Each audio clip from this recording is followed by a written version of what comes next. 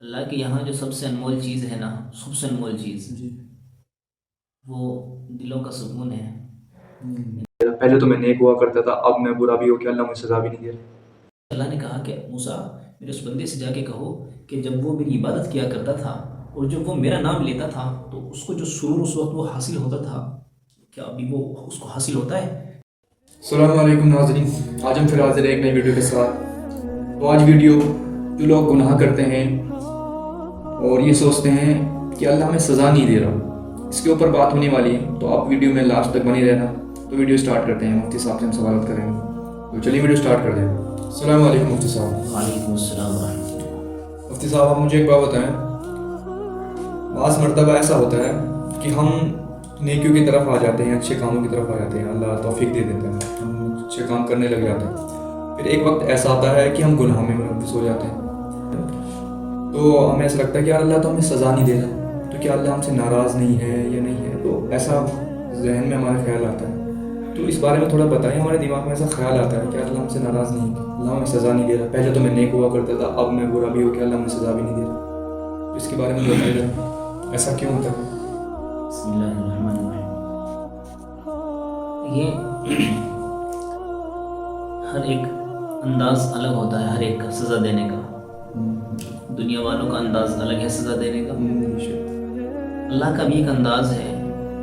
اللہ کے یہاں جو سب سے انمول چیز ہے نا، سب سے انمول چیز وہ دلوں کا سکون ہے، ان کی بندوں کے لیے جو نعمت اور دولت ہوتی ہے، تو ساری نعمتوں میں، تمام نعمتوں میں ایمان کی دولت وہ ایک الگ چیز ہے، لیکن جو بندے کو چاہیے ہوتی ہے سکون کے لیے، مال ایک راحت کی چیز ہے، بیوی بچے ایک راحت کی چیز ہے، اولاد ایک راحت کی چیز ہے، ماں باپ ایک بہت راحت کی چیز ہے، لیکن انسان کو سب سے جو راحت کی چیز ہوتی ہے وہ دل کا سکون ہوتا ہے۔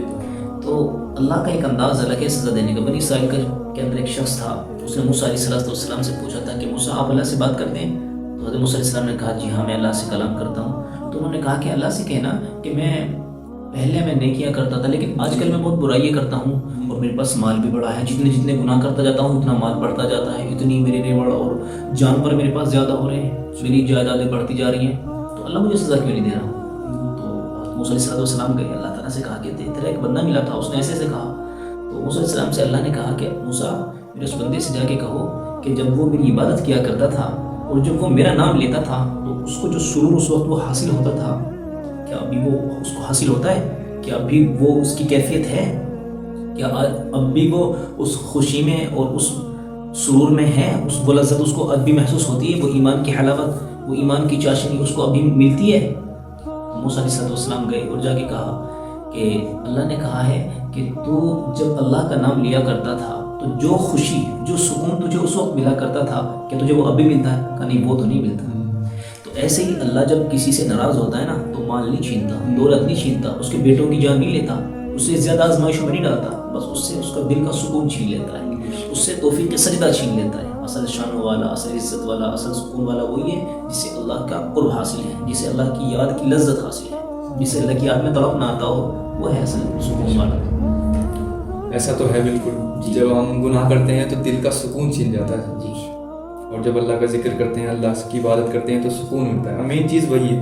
تو میں آپ کو تجربے کی بات بتلاؤں، آپ نہ کبھی بھی کتنے بھی غمگین ہوں، کتنے بھی سیڈ ہوں، آپ ڈپریشن میں ہوں، اپنے غم کسی سے نہ کہنا، اللہ کے سامنے جانا، آنسو بہانا، رونا، کچھ بھی کرنا، کسی سے مت کہنا۔ میں خدا کی قسم کھا کے کہتا ہوں تمہیں وہ سرور، وہ لذت ملے گی کہ جیسے اگر میں اپنا درد کسی سے بیان کروں، کسی سے میں اپنا دکھ بیان کروں، تو جو مجھے اس کے دلاسا دینے سے جو مجھے تسلی ہوگی نا، اللہ کی طرف سے ظاہراً لفظوں میں کوئی جواب نہیں آتا، لیکن اللہ تعالیٰ دل کے اندر ایسی بات ڈالتے ہیں کہ دل اتنا خوش ہوتا ہے، اتنا سرور حاصل کرتا ہے، وہ لفظوں میں بیان نہیں کر سکتا، یہ بس وہی جان سکتا ہے جس نے یہ لذت حاصل کی ہے۔ تو اگرچہ اللہ تعالیٰ کی طرف سے الفاظ نہیں آتے لیکن دل کے اندر اتنا سکون اتر جاتا ہے کہ انسان لفظوں سے جو ہمیں دلاسے دیتا ہے، اس دلاسے سے ہمیں وہ سکون حاصل نہیں ہوتا جو اللہ تعالیٰ کی طرف سے ہمیں دلوں کے اندر سکون آتا ہے۔ اس لیے جب بھی کوئی پریشانی آئے، غم آئے، اللہ تعالیٰ کے سامنے ہاتھ پھیلائیں، اس سے بڑھ کر کوئی بھی نہیں ہے جو ہمارے غم کو اور دکھ کو سمجھ سکے، ہمیں اس نے بنایا ہے، وہی ہمیں سمجھتا ہے۔ بہت بہت شکریہ مفتی صاحب۔ تو ناظرین، مفتی صاحب نے بڑے اچھے سے سوال کا جواب دیا ہے۔ ویڈیو آپ کو کیسی لگی کمنٹ کر کے ضرور بتانا۔ تو ملتے ہیں آپ سے نیکسٹ ویڈیو میں، تب تک کے لیے اللہ حافظ، السلام علیکم۔